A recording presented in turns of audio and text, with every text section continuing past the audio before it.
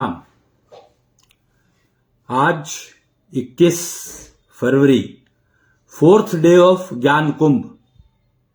21 है कि 20 है आज, जो भी है। तो हम लोग 18 फरवरी से शुरू होती है और 24 फरवरी तक चलता है।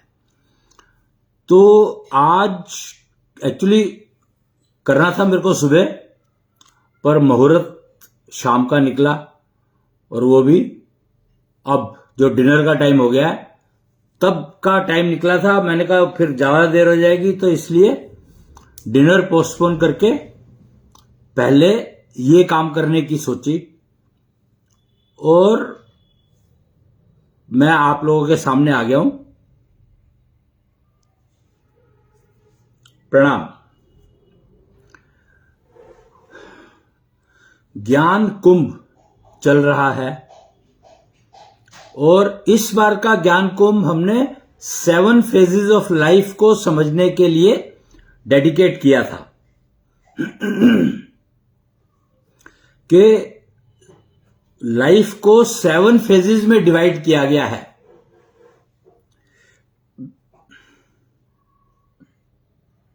निष्ठा चक्र देखा होगा, ये राम राज्य ज्ञान से निकला था। राम राज्य ज्ञान में जब हमने रामायण काल को यानी त्रेता युग को समझने की कोशिश की, रामायण काल को शत्रुघ्न के एंगल से हमने रामायण को समझा। क्योंकि रामायण खाली रामायण समझना हो तो रामायण तो तुलसीदास जी ने भी लिखी, वाल्मीकि जी ने भी लिखी, उससे समझ सकते हो, देख सकते हो। बट फैब्रिक, सोशल फैब्रिक उस समय में क्या था, हमारा काम है सोशल फैब्रिक समझना, जिससे वो क्या टेक्नोलॉजीज यूज करी गई थी उस समय में, उनके क्या परिणाम थे, ये समझने के लिए हम लोग सोशल फैब्रिक समझते हैं, समय पर काम करते हैं हम लोग। Time clock museum and research centre हमारा इंस्टीट्यूशन है। अभी जैसे मैंने आपको ये पीछे एक वो दिखाया था, ये बना नवीन समय चक्र लिखा है, इसके नीचे लिखा है from time clock museum and research centre. तो हम लोग time clock museum and research centre institution के लिए काम करते हैं और उनका काम है समय पर रिसर्च करना। तो समय पर रिसर्च करने का मतलब है कि एक तो हुआ हिस्ट्री, जो कि रामायण और महाभारत और हर समय जगह जगह की हिस्ट्री मतलब इवेंट जो हुए उस समय में। पर हम लोग कोशिश करते हैं फैब्रिक समझने की, सोशल फैब्रिक, कि सोसाइटी किस तरह से बिहेव करती थी, क्या पर्पस था, क्या उनके टेक्नोलॉजीज थी जिसका उपयोग करते थे वो लोग, और उनकी समृद्धि, प्रवृत्ति, प्रकृति, ऐश्वर्य, कष्ट, ये सब चीजें किस तरह की रहती होंगी उस समय में, उसको समझने की कोशिश करते हैं हम लोग। तो उस समय में क्या क्या होता था, क्यों होता था, मेनली ब्रॉड व्यूज, बिल्कुल डाउन टू 1% ईच पर्सन नहीं, शत्रुघ्न के एंगल से, कि शत्रुघ्न इंप्लीमेंटर था। राम राज्य ज्ञान को अगर किसी ने इंप्लीमेंट किया तो वो शत्रुघ्न ने किया। भरत तो सिंहासन संभालते थे और सिंहासन पर तो राम जी की खड़ाऊ रखी थी, तो भरत तो राजमहल छोड़ ही नहीं सकते थे, तो भरत राजमहल देखते थे और राजमहल के बाहर का सारा काम वो देखते थे शत्रुघ्न। तो शत्रुघ्न के एंगल से अगर हम रामायण काल को समझेंगे तब तो हम सोशल फैब्रिक समझ सकते हैं, उस समय का क्या था, क्या रहा होगा। अन्यथा इवेंट के हिसाब से तो आपको बहुत सारी इंफॉर्मेशन मिली जाएगी, तो उसके बारे में मेरे को ज्यादा बात करने का फायदा है नहीं। इवेंट की बात मैं नहीं करूंगा, हम लोग सोशल फैब्रिक की बात करेंगे। तो हम उसको राम राज्य ज्ञान कहा हम लोगों ने उसको, कि उस समय के सोशल फैब्रिक को नाम दिया हम लोगों ने राम राज्य ज्ञान। और राम राज्य ज्ञान में लाइफ को 7 फेजेस में डिफाइन किया था। और पहला फेज गर्भकाल, दूसरा फेज बाल्यकाल, तीसरा फेज संभाल काल और चौथा फेज कर्म काल। फिर आता है विवाह काल, पांचवा फेज। और फिर दो आते हैं, उनका मेरे को नाम ध्यान नहीं है। सातवां याद है मेरे को जहां तक, आनंद काल, संपूर्ण आनंद काल 7th फेज है। और 6th फेज क्या है? पेबैक पीरियड है कुछ, तो सोसाइटी को पेबैक करना, तो उसका नाम मेरे को ध्यान नहीं है क्या है। वो आप निष्ठा चक्र देखेंगे तो उसमें मिल जाएगा आपको। और अभी आया भी नहीं है समय, अभी तो और 3-4 दिन बचे हुए हैं, तो उसमें बात चर्चा होगी उनके बारे में। खैर, तो राम राज्य काल ने हमें 7 फेजेस ऑफ लाइफ बताए और 7 डेज ऑफ वीक होते हैं, वीक में 7 दिन होते हैं, और 7 ही ग्रह बताए हैं। मतलब कमाल है। तो इसका 7 की इंपॉर्टेंस बहुत है। 7 is a very important number. और 7 नंबर जो है वो रिप्रेजेंट करता है केतु को। 7 is a very important number और ये केतु को रिप्रेजेंट करता है। केतु मतलब धर्म, धर्म मतलब सभ्यता, सभ्य समाज। और सभ्य समाज में 7 दिन का सप्ताह होता है और 7 ही फेजेस बताए गए हैं। गर्भकाल के बारे में हमने पीछे चर्चा की थी जब पहला दिन था। फिर हमने बाल्यकाल की चर्चा की थी। लव और कुश का एग्जाम्पल लिया था उसमें हमने कि गर्भकाल और बाल्यकाल आश्रम में होना चाहिए बच्चों का। यानी गर्भ जब धारण करती है स्त्री तो उसको उस वातावरण में रखना है जो वातावरण प्योरेस्ट हो, शुद्ध हो। और ऋषियों का आश्रम शुद्ध माना जाता था, इसीलिए राम जी ने सीता जी को गर्भ धारण करते ही वाल्मीकि जी के आश्रम में भेज दिया था। तो गर्भकाल और बाल्यकाल आश्रम में होना चाहिए। उसमें जो गर्भवती स्त्री है वो ऐसे वातावरण में रहे जहां पर कोई भी नेगेटिव विचार ना हो, किसी भी तरह के नेगेटिव विचार नहीं होने चाहिए वहां पर। अगर आपको लव और कुश जैसे बच्चे चाहिए तो आपको उस वातावरण में उनकी अपब्रिंगिंग करनी पड़ेगी कंसीवमेंट के समय से ही, कि वो जितना ज्ञान प्राप्त कर सकते हैं कर लें उतने ही समय में। और लव और कुश का एग्जाम्पल तो आपको मेरे ख्याल से मुझे बताने की जरूरत नहीं है कि वो कितने निपुण थे हर कार्य में। तो तभी संभव हो पाया क्योंकि वो आश्रम जैसी जगह पर रह रहे थे। आश्रम यानी आओ और श्रम करना सीखो। तो माता जो बनी है उसने श्रम किया, वही श्रम करते हुए बच्चों ने अंदर पेट के अंदर थे तब देखा, तब सीखा, और बाहर आकर के पहले उससे श्रम करना शुरू किया।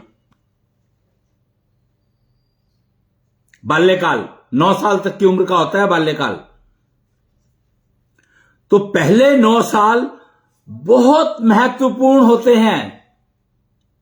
सतयुग का काल होता है उनके लिए। बच्चों मनुष्य जन्म में पहले 11 साल 10 साल जो होते हैं, पहला महाकुंभ 12 वर्ष में आता है ना, तो उसके हिसाब से चल लो आप। 360 दिन का साल होता है, वर्ष होता था उस समय में। तो जितने भी दिन बैठेंगे वो दिन आपके बहुत महत्वपूर्ण होते हैं। आप जो सीखते हो उसमें वो आपके जीवन का आधार बनते हैं। फंडामेंटल्स, फाउंडेशन बनती ही गर्भकाल और बाल्यकाल में है।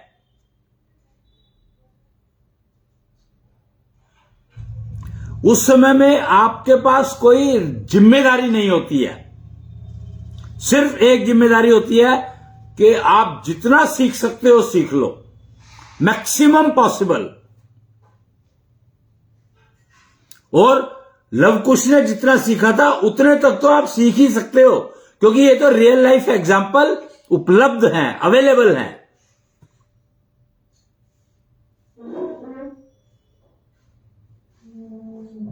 आप समझ सकते हो कि लव कुश की लाइफ को अगर आप ठीक से स्टडी कर पाएंगे तो आपको पता लग जाएगा कि आप क्या क्या सीख सकते हो,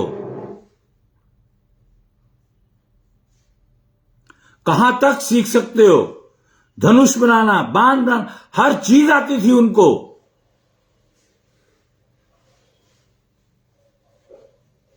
हर तरह के टूल उपयोग कर पाते थे वो। बाल्यकाल में सीख लिया था उन्होंने ये सब कुछ।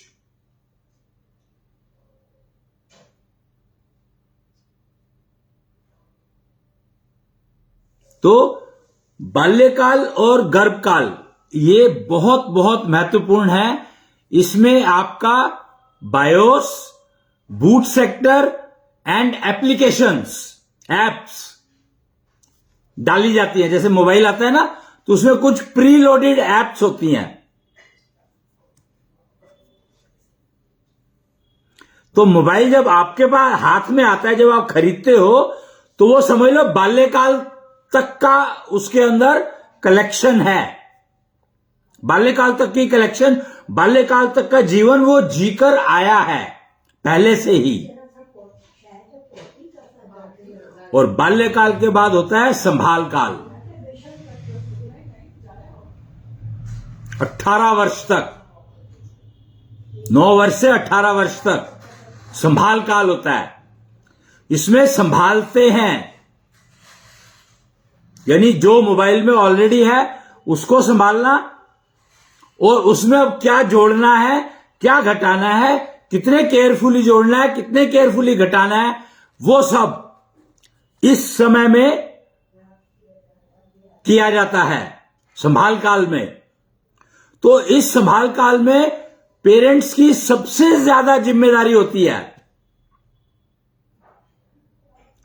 जो गर्भकाल और बाल्यकाल है उसमें तो सारे के सारे, सारा वातावरण, यानी जितने भी लोग हैं दुनिया में, अड़ोस पड़ोस फलाना ठिकाना, सारे इन्वॉल्व हैं, सारे के सारे। तो कौन क्या सिखा करके चला जाए, ये केयर पेरेंट्स को रखनी है।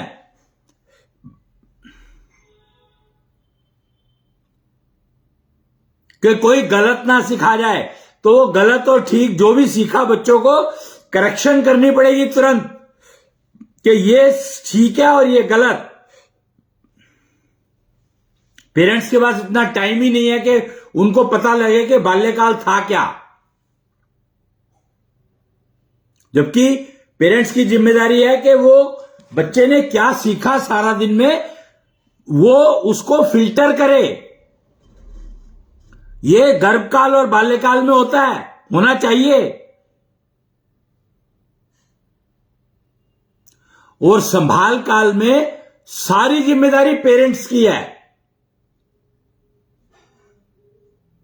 लड़की है तो माता की, लड़का है तो पिता की।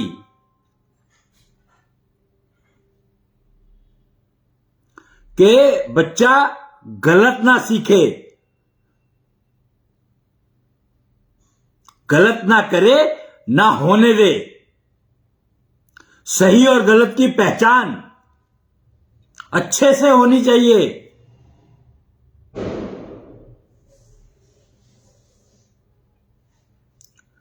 एक ये 7 फेजेस ऑफ लाइफ का जो मूल वाक्य है, पता है क्या है? भविष्य की चिंता करोगे तो वर्तमान सुधरेगा। पास्ट को सुधारने की कोशिश मत करो। जो बीत गया वो गया, क्योंकि वो आपका फ्यूचर लिख कर गया तो वो आपके सामने आएगा ही आएगा, आप रोक नहीं सकते उसको।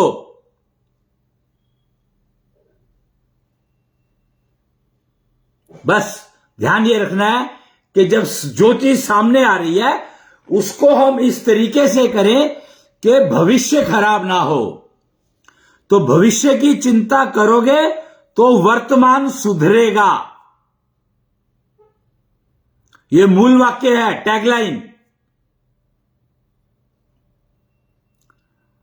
और ये जाने अनजाने सभी करते हैं, पर दिशा ज्ञान नहीं है। करते हैं पर कैसे करना चाहिए वो मिसिंग है, वो गायब है। करते सारे हैं। जैसे एजुकेशन, तो कैरियर क्या बनेगा, क्या बनाना है, उसके लिए मार्केट को देखते हैं कि क्या चल रहा है। अपनी स्ट्रेंथ नहीं देखते कि वो बच्चे की स्ट्रेंथ क्या है, बच्चे का बेंटो माइंड क्या है, बच्चे की सोच कैसी है, बच्चे का रिएक्शन कैसा होता है, बच्चे की कैपेबिलिटीज क्या हैं, जो कि बायोस में ही लिखी हुई है और बूट सेक्टर में आपने ही लिखी है, आपको ही नहीं पता। ऐप जो है मोबाइल में डलकर आई है, वो डलकर आई है, आपको नहीं पता। आपको यही नहीं पता कि आपका जब मोबाइल आपके हाथ में आया तो आपके पास उसमें कौन कौन सी ऐप ऑलरेडी बिल्ट इन थी।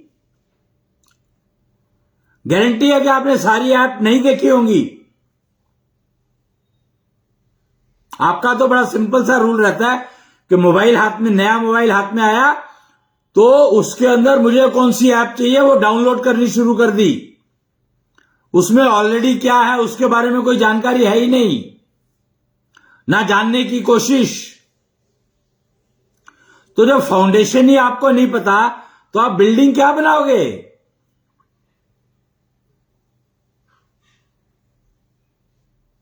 तो कंफ्यूजन तो अनलिमिटेड रहेगा ही, बच्चे की जिंदगी में भी और आपकी जिंदगी में भी। तो आपकी जिंदगी तो वो हो ही गई, कबाड़ हो ही गई, कबाड़ी की दुकान हो गई। और वही कबाड़ी की दुकान आपने बच्चों को पकड़ा दी और फिर एक्सपेक्ट करते हो कि बच्चे हमारे से बेटर करें, बेहतर करें। कैसे कर लेंगे? सिखा तो आप रहे हो, तो आपसे बेहतर कैसे कर लेंगे?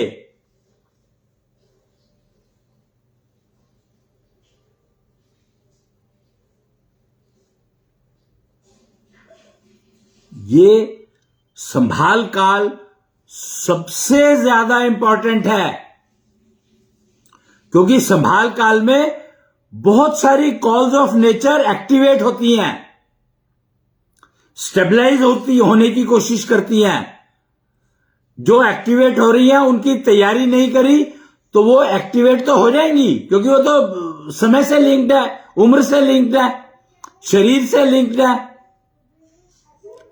पर इन्फेक्शन क्या क्या होगा उसके अंदर ये नहीं पता लगेगा। कितना इन्फेक्शन आ गया, कहां से आ गया, क्या आ गया, वो नहीं पता लगेगा। कैसे पता लगेगा?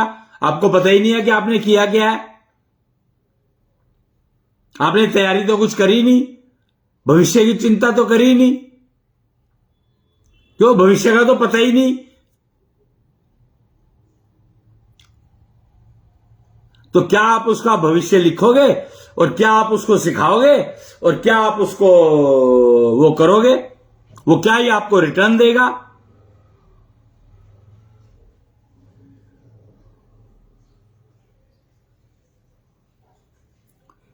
तो संभाल काल जो है वो इतना इंपॉर्टेंट है, उसके ऊपर आपका career, married life total dependent. क्योंकि मैंने कहा जैसे गर्भकाल और बाल्यकाल, इसमें तो आप कुछ कर नहीं सकते। दुनिया जो भी सिखाएगी आप सीखोगे ही। ठीक है या गलत है आपको पता ही नहीं, निर्णय लेने की वो नहीं है आपके पास योग्यता, क्षमता आपकी बढ़ी नहीं, क्योंकि क्षमता बढ़ाने का तो कोई तरीका ही नहीं पता था कि क्षमता और योग्यता ये दो चीजों के बारे में ज्ञान ही नहीं है, चर्चा ही नहीं है, बातचीत ही नहीं है। तो गर्भकाल और बाल्यकाल में क्षमता बढ़ानी होती है, एफिशिएंसी, और योग्यता के लिए तैयारी करनी होती है, योग्यता प्राप्त करने के लिए। पर एफिशिएंसी तो हर जगह काम आएगी, लेकिन योग्यता जो है वो आपको चुननी पड़ेगी कि किस काम के लिए योग्यता चाहिए।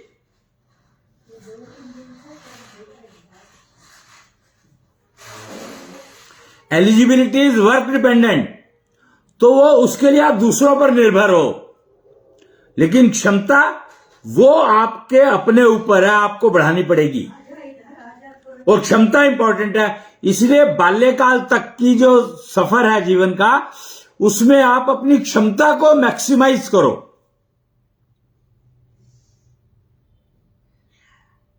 जितना ज्यादा से ज्यादा कर सकते हो, क्षमता जितनी बढ़ा सकते हो उतनी बढ़ा लो।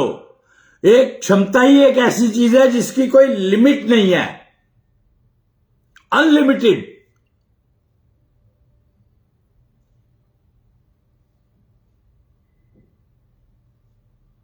सोच, इमेजिनेशन, कल्पना, उससे भी परे तक जा सकते हो।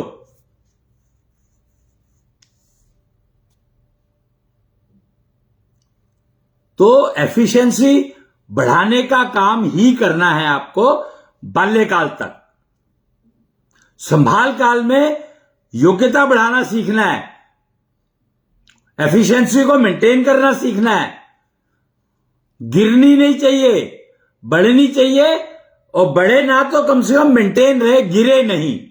एफिशिएंसी गिरे नहीं, और योग्यता कैसे प्राप्त करनी है वो टेक्निक सीखनी है। और कॉल्स ऑफ नेचर को हैंडल करना, उसके लिए प्रिपरेशन, वो सारा काम संभाल काल में ही होता है।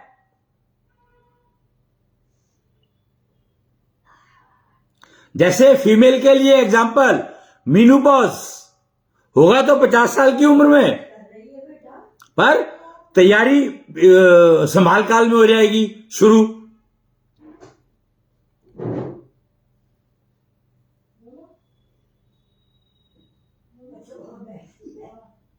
मेल मेहनत तो 60 साल के बाद करनी पड़ेगी।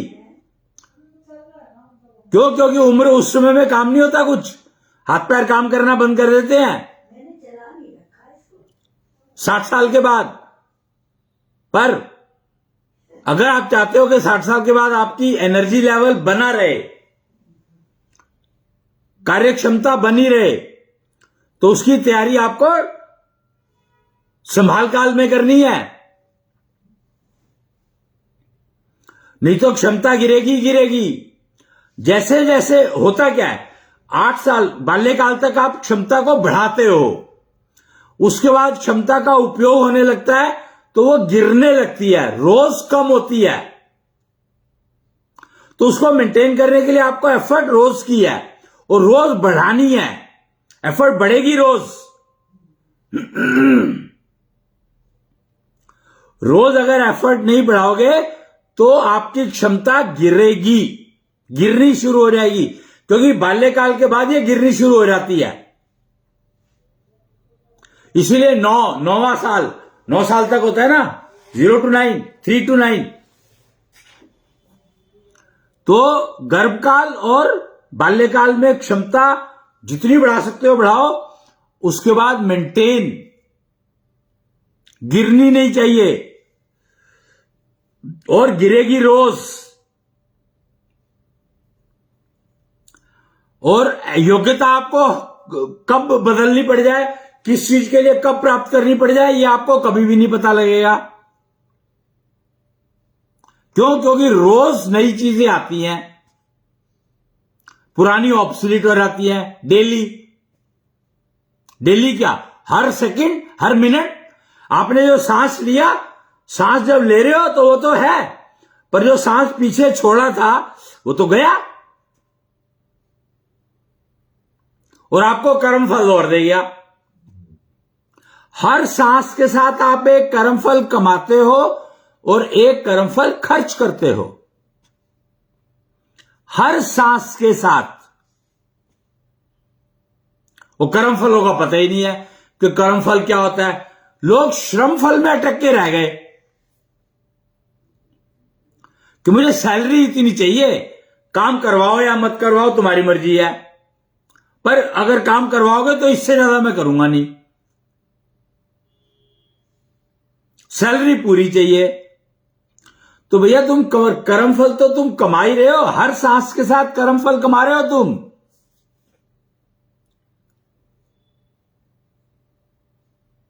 ठीक या गलत, वो तो वही तुम्हें नहीं पता होगा कि तुम ठीक कर्मफल कमा रहे हो या गलत कर्मफल कमा रहे हो। तो कर्मफल कर्मफल होता है, ठीक और गलत कुछ नहीं होता। उसका रिजल्ट गलत हो सकता है, यानी कष्ट देगा। वो कर्मफल जो कष्ट दे वो गलत। पाप और पुण्य, तो जो कर्म कष्ट दे, जो कर्मफल कष्ट देगा वो होगा। जब आप कर्मफल कमाते हो तो वो कष्ट दे सकता है आपको तुरंत ही, अभी कर्मफल आया नहीं है। कर्मफल कमाते कमाते भी कष्ट आ सकता है। प्रॉब्लम क्या है, कंफ्यूजन क्या है? इतने सारे कंफ्यूजन है कि जब कर्मफल आएगा तो कष्ट आएगा, या हैप्पीनेस आएगी, या वो खुशी होगी। ऐसा नहीं है। कर्मफल जब कमा रहे हो वो भी आपको कष्ट या खुशी दे सकता है साथ के साथ। होता है ना, बच्चे को देखो आप, गर्भकाल के टाइम पे बच्चे को देखो, कभी वो हंस पड़ता है, कभी वो रोता है।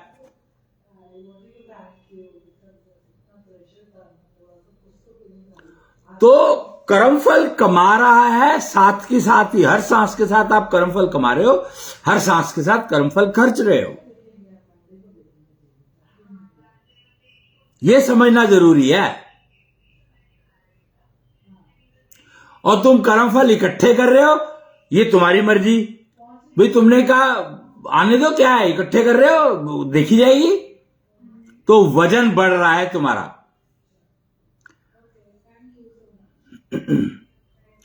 और उसका पहला सिग्नल है स्ट्रेस। जब एक लिमिट क्रॉस हो जाती है तो आपको स्ट्रेस होनी शुरू हो जाएगी। अगर आपको स्ट्रेस होनी शुरू हो गई तो इसका मतलब समझ लो कि आपका थ्रेशोल्ड क्रॉस हो गया है कर्मफल कमाने का। तो अब जो कर्मफल कमाते कमाते भी कष्ट देगा, खर्चते हुए तो देगा ही देगा। भाई जो कर्मफल जब कमा रहे हो तब अगर कष्ट आ रहा है आपको, तो जब खर्च करोगे तब तो कष्ट आएगा ही ना।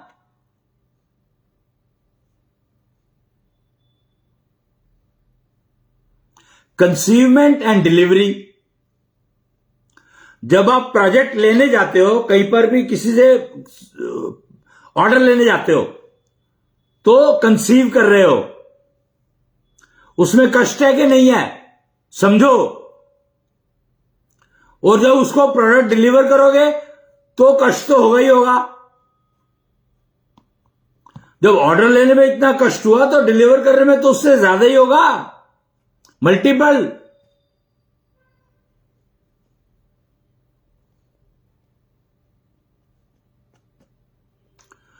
तो ये सब चीजें हमें समझनी ही पड़ेंगी, हमारे पास कोई हल नहीं है। और हर फेज के लिए तैयारी पिछले फेज में होती है।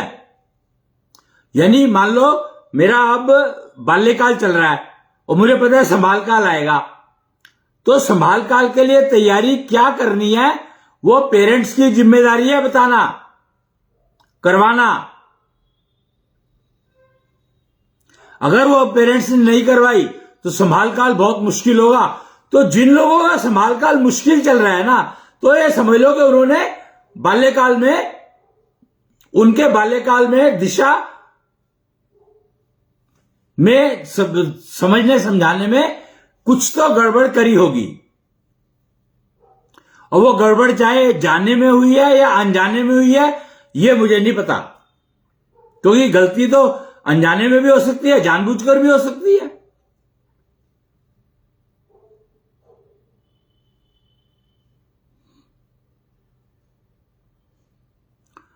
तो इसलिए पेरेंट्स की जिम्मेदारी संभाल काल तक बताई गई है। वो कहते हैं ना 18 साल की उम्र जो है वो लीगल एज है, कुछ तो है लीगल एज में, कुछ तो लीगल एज का कुछ तो फंडामेंटल है। तो 18 साल संभाल काल होता है, क्योंकि तो इसमें जिम्मेदारी पेरेंट्स की होती है 18 साल तक।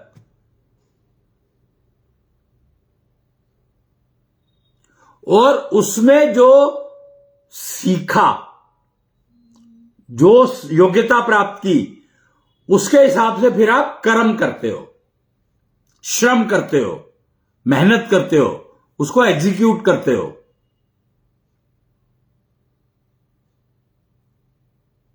योग्यता प्राप्त करनी है संभाल काल में, और कर्म काल में उसका उपयोग।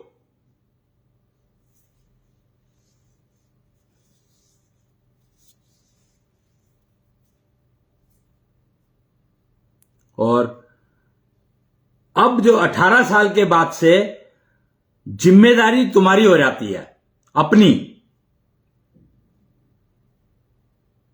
हालांकि जिम्मेदारी शुरू से ही तुम्हारी अपनी है, जब से आप पेट में आए हो, कंसीव किया आपने, जिम्मेदारी तभी से है, पर आपके हाथ में नहीं है। गर्भकाल आपके हाथ में नहीं है, बाल्यकाल आपके हाथ में नहीं है, थोड़ा थोड़ा हो जाता है पर बहुत ही मामूली, और उस समय में आपको धमका दिया जाता है कि नहीं ये नहीं, ऐसे नहीं, ऐसे करना है, क्योंकि आप अपना भला बुरा शायद नहीं समझ पाते।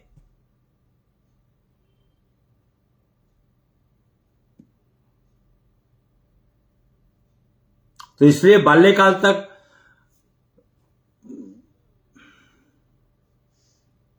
हो जाता है ना कि चोट लग गई और घुटना खराब हो गया। बाल्यकाल था, पता था नहीं, चोट लगी घुटने में, तो मैं चल नहीं पा रहा ठीक से, किसी ने पत्थर मारा, आंख में लग गया, आंख फूट गई, तो प्रॉब्लम तो सारी उम्र को हो गई ना।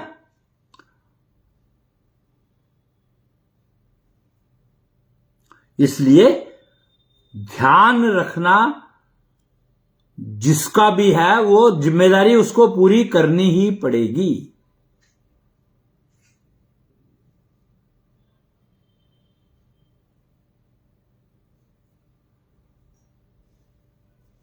तो ये है संभाल काल। और कॉल ऑफ नेचर की सारी प्रिपरेशन तकरीबन संभाल काल में शुरू हो जाती है।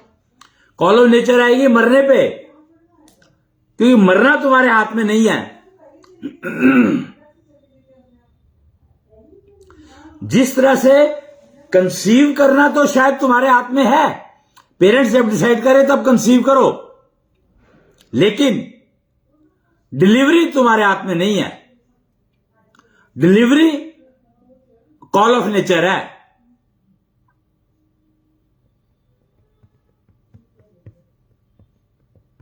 तुम पक्का नहीं कर सकते कि हां इसी दिन डिलीवर हो जाएगा, बीच में मिस कैरेज हो जाएगा, बीच में कुछ भी हो सकता है। इतने सारे वो है कर्मफल। किसके कर्मफल के कारण मिस कैरेज हो गया?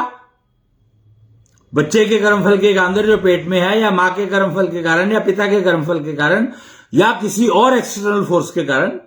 कुछ कह नहीं सकते, कुछ नहीं कह सकते।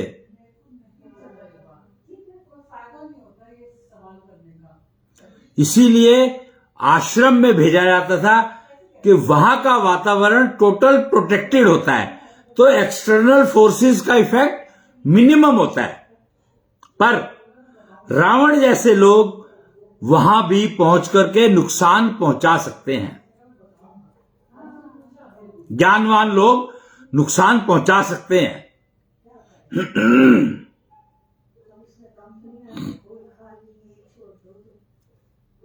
यह हमें समझना होगा।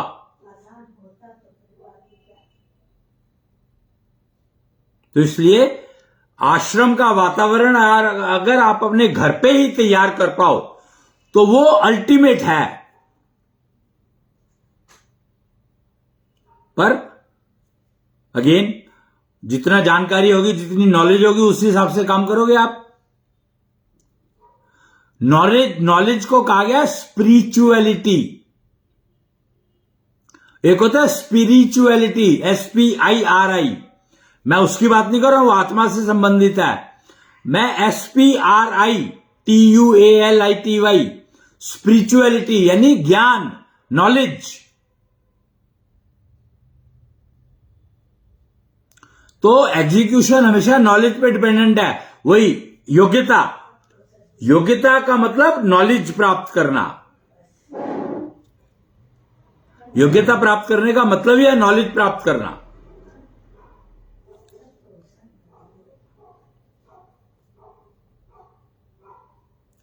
स्पिरिचुअलिटी को बढ़ाना, अपने स्पिरिचुअलिटी लेवल को इंप्रूव करना, यानी समझ को इंप्रूव करना, विवेक को इंप्रूव करना, जिससे डिसीजन मेकिंग में लाभ हो, गलती ना करो। क्यों चाहिए समझ आपको? क्योंकि डिसीजन मेकिंग में गलती ना करो। विवेक क्यों चाहिए? डिसीजन मेकिंग में टाइम ज्यादा ना लो। एफिशिएंटली डिसीजन लेना और इंप्लीमेंट करना।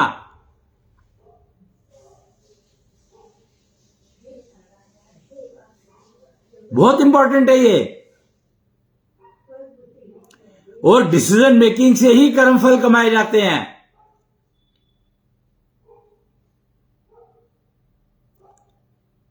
काम करने से कर्मफल नहीं बनते, श्रमफल बनता है। श्रम और कर्म, इसका अंतर समझना ही होगा। और ये अंतर संभाल काल में ही समझ आ सकता है। संभाल काल में ही ये ट्रेनिंग चाहिए कि मैं कर्म और श्रम के अंतर को समझ जाऊं।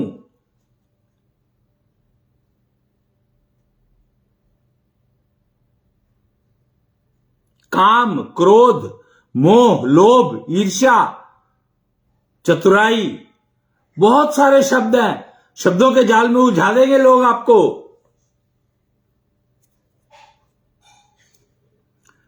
क्यों? क्योंकि खुद उलझे हुए हैं तो आपको उलझाएंगे ही।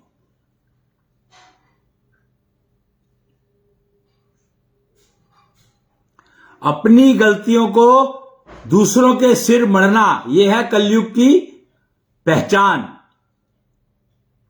परीक्षित, पूरी पृथ्वी का राजा था परीक्षित, और उसने ऋषि के गले में सांप डाल दिया। यह कलयुग की पहचान है।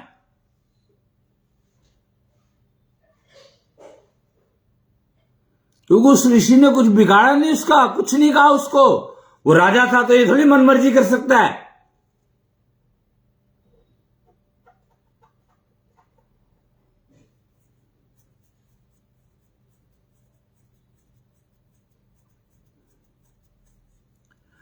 तो ये सब चीजें हमें, हमारा संभाल काल जो है वो बहुत बहुत महत्वपूर्ण होता है। जेंडर कोई भी हो। क्यों? क्योंकि इसमें आने वाली सारी कॉल ऑफ नेचर्स, मरने तक की लर्निंग इसी उसमें करी जाती है। सीखना जो है, मोस्ट इंपॉर्टेंट जो सीखने हैं कॉल ऑफ नेचर के रिस्पेक्ट में, वो इसी काल में सीखने आने चाहिए। अगर आपको पेन फ्री डिमाइस चाहिए, मृत्यु बिना किसी कष्ट के चाहिए, डेथ विद डिग्निटी, ऐश्वर्य क्या कहते हो, निर्वाण, ऐश्वर्य निर्वाण। मृत्यु नहीं चाहिए, निर्वाण चाहिए। महावीर को हुआ था, और किसी को हुआ कि नहीं हुआ पता ही नहीं है। निर्वाण के बारे में अगर बात होती है तो सिर्फ महावीर का नाम आया है। महावीर जैन, जिन्होंने जैनिज्म शुरू किया था, निर्वाण प्राप्त हुआ था उनको। तो मृत्यु और निर्वाण के फर्क को समझना होगा। मृत्यु निश्चित है, पर आप निर्वाण को प्राप्त करो। तो उसके लिए जो अगर सीखना है, ट्रेनिंग लेनी है, तो ये 18 साल संभाल काल, ये है जरूरी। इसके अंदर जो सीख सकते हो आप, वो कभी भी सीखना उतनी एफिशिएंटली पॉसिबल नहीं है। क्यों? क्योंकि क्षमता रोज गिरती है, योग्यता रोज बढ़ती है, और क्षमता को मेंटेन करने के लिए जितना समय लगाना पड़ता है, वो लगाना जरूरी है। नहीं लगाओगे तो आपकी क्षमता गिरेगी ही गिरेगी।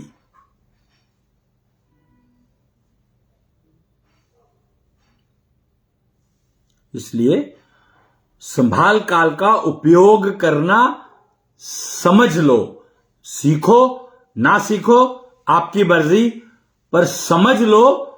चाहो तो श्रद्धा मर्जी सब आपकी है, किसी का कोई रोल है नहीं।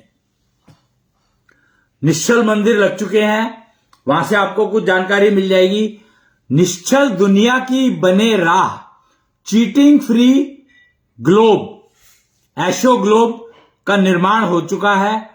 आप इसमें प्रवेश करना चाहें तो कर सकते हैं, अपनी योग्यता और क्षमता को उस लेवल पर लाकर। और याद रखें कि आपको मृत्यु चाहिए तो फिर तो आप जी रहे हो, जैसे जी रहे हो जीते रहो। पर अगर आपको निर्वाण चाहिए तो ऐशो ग्लोब में आपको आना ही पड़ेगा। और कोई जगह है ही नहीं, और कोई रास्ता है ही नहीं, और कोई पॉसिबिलिटी नहीं है। अगर निर्वाण चाहिए तो आपको ऐशो ग्लोब सिस्टम को अडॉप्ट करना ही पड़ेगा अपनी लाइफ में। और संभाल काल में अडॉप्ट करने की तैयारी कर लेना सर्वोत्तम है।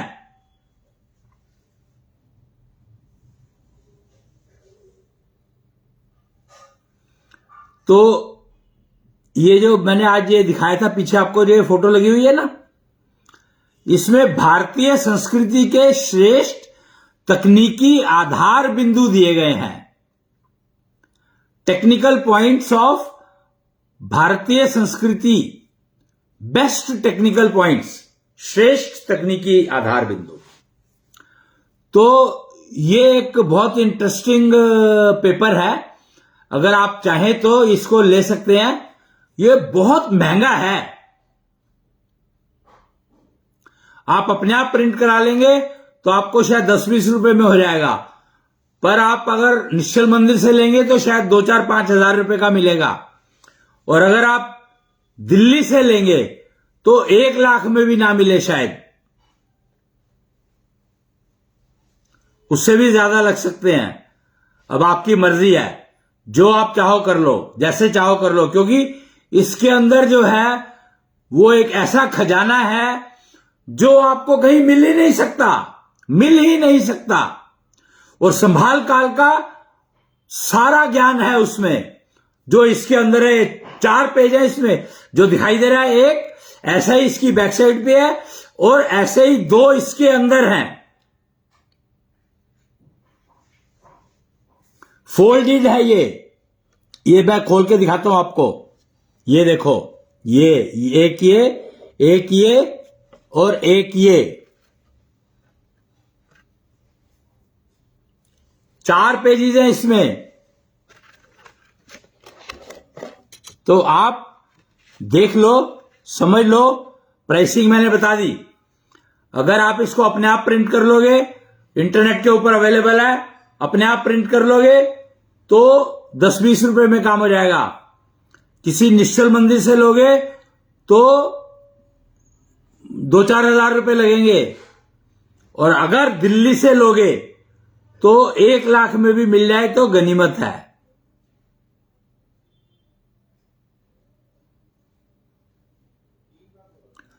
क्योंकि संभाल काल का सारा ज्ञान इसमें छुपा है, सारा ज्ञान।